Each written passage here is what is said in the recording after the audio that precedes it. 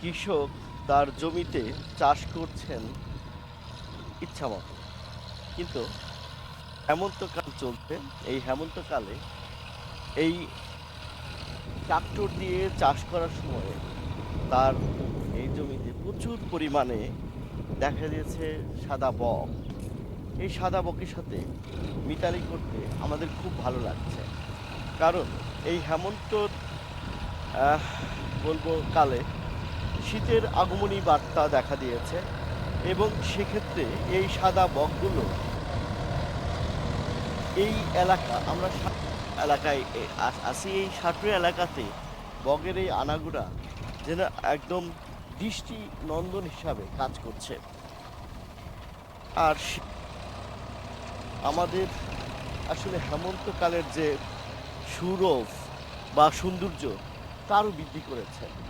বলা যায় যে হেমন্তের এই সময়ে মানুষের যে হেমন্তের উৎসব, ধান কাটা, কপি, ফুল কপি, বাঁধাকপি এবং ট্রাক্টর দিয়ে হাল বাওয়ার যে একটা উৎসব, তা কিন্তু মেতেছে।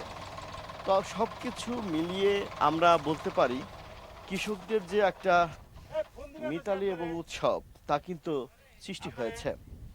মানিকগঞ্জের সবচেয়ে যে অঞ্চলগুলো রয়েছে, যেমন মানিকগঞ্জ সদর, সাটুরিয়া এবং সিঙ্গার, এগুলো সবজি চাষের জন্য খুবই উপযোগী।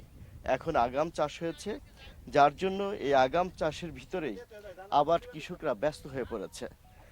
আর এই ব্যস্ততার সময়ে মানুষ কিন্তু, এই ব্যস্ত কৃষক বেশি মুনাফা অর্জন করছে আগাম চাষগুলোতে।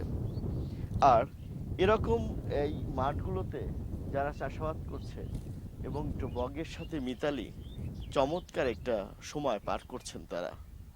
তো মানিকগঞ্জের সাটুরিয়া থেকে ভালো থাকবেন, সুস্থ থাকবেন সেই প্রত্যাশায় আজকে রাখছি।